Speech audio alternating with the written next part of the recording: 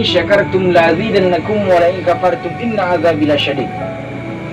Apabila kau mensyukuri nikmat yang sedikit, kata Allah Subhanahu wa taala, maka yang dari yang sedikit itu akan kutambah nikmat yang begitu banyak.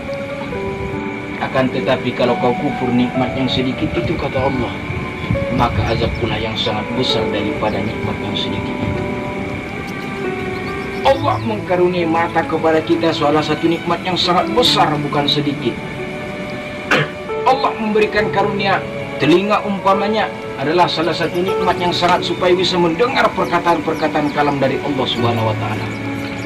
Apabila salah satu nikmat yang diberikan Allah itu dicabut daripada salah satu badan kita itu, maka sesungguhnya tidaklah sempurna lagi seseorang hamba yang diberikan Allah nikmat.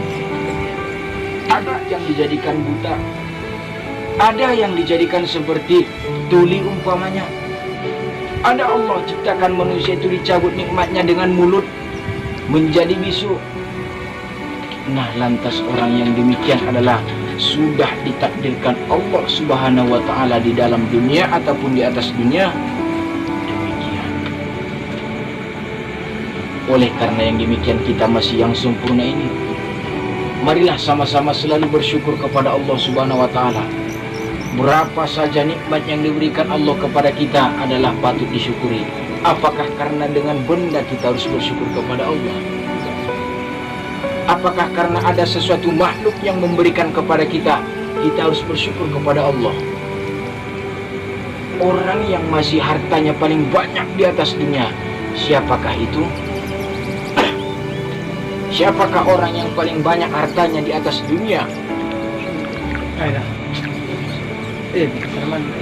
Khalifah Utsman bin Affan. Orang yang paling banyak di hartanya di atas dunia adalah diri sendiri. Orang yang mempunyai harta yang paling sangat banyak di atas dunia adalah diri sendiri, tidak melebihi daripada orang lain. Kalau Allah membuat satu bayaran kepada kita, meminta tagihan umpamanya, hei makhlukku, setiap hari, setiap detik aku ciptakan nafas bagimu. Setiap engkau berjalan, saya ciptakan supaya kakimu bisa melangkah, kata Allah. Setiap engkau berkedip, saya berikan kedipan kepada matamu. Setiap ada orang yang berkata, saya berikan pendengaran kepada telingamu. Apakah kau sanggup untuk membayar yang demikian, kata Allah? Tidak. Tidak, ya Allah. Semua nikmat yang kau hambur-hamburkan kepada kami tidaklah sanggup kami bayar, kata manusia dengan muka yang masam dan sedih. Ya Allah, apabila engkau memberikan kepada kami salah satu imbalan ataupun salah satu tagihan kepada kami, maka kami hamba yang hina dan penuh dosa ini tidaklah sanggup, ya Allah, membayar seluruh nikmat yang kau taruh kepada badan kami. Makanya ada orang pintar mengatakan nikmat yang paling kaya ialah di dalam diri sendiri. Tidaklah nikmat itu ataupun harta itu yang dikatakan benda. Oleh karena demikian, kita bukanlah makhluk yang tidak tahu, kita adalah makhluk yang tahu akan Allah Subhanahu wa taala. Oleh karena itu, karena kita sudah tahu akan Allah Subhanahu wa taala, apakah kita dapat merasakan Allah itu? Apakah kita tahu dan rasa Allah itu ada? Orang yang mengetahui Allah dan merasakan Allah itu beda.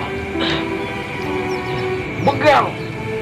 Orang itu tahu akan Allah Subhanahu wa taala, akan tetapi tidak merasa. Maling, orang itu tahu Allah itu Sang Maha Penyiksa, tapi mereka tidak merasa kalau Allah itu ada. Orang susah, kapan tidak pernah makan, tahu adanya Allah tapi tidak merasa dan meminta kepada Allah Subhanahu wa taala.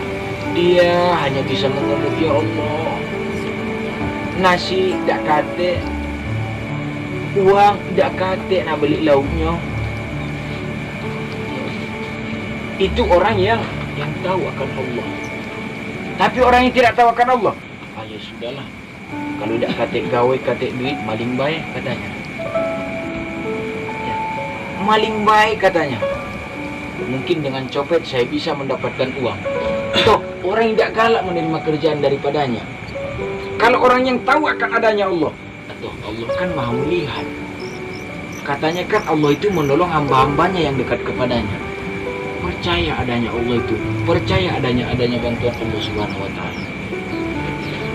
Oleh karena demikian kita adalah makhluk yang tahu akan Allah Subhanahu wa taala, maka berserah dirilah kepada Allah Subhanahu wa taala. Ada yang namanya seperti diciptakan anak di atas bumi. Ada yang diciptakan namanya seperti jabatan di atas bumi. Ada yang diciptakan seperti harta di atas bumi. Akan tetapi kalau kita gabungkan semuanya itu semua hanyalah titipan dari Allah Subhanahu wa taala. Ustaz, bagaimanakah kalau kita mempunyai harta itu selalu gelisah? Kok bisa punya harta gelisah? Punya anak marah? Punya jabatan bangga? Semua itu adalah hatinya masih kotor. Orang punya harta pacak sedekah, tuh hatinya murah. Maka adanya nama murah hati. Orang punya anak kalau dididik dimasukkan maka dikatakanlah itu orang yang beruntung. Contohlah seperti tukang parkir, sering kita dengarkannya. Tukang parkir tuh banyak mobil tidak senang. Mobil saat pergi satu persatu tidak sedih. Ya, mobil banyak tidak senang. Mobil pergi satu persatu tidak sedih. Apakah kira-kira rahasianya? Karena dia merasa dititipi.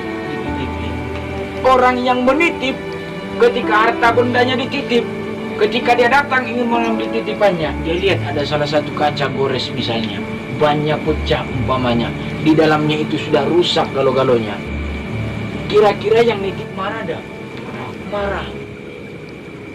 Allah juga seperti demikian.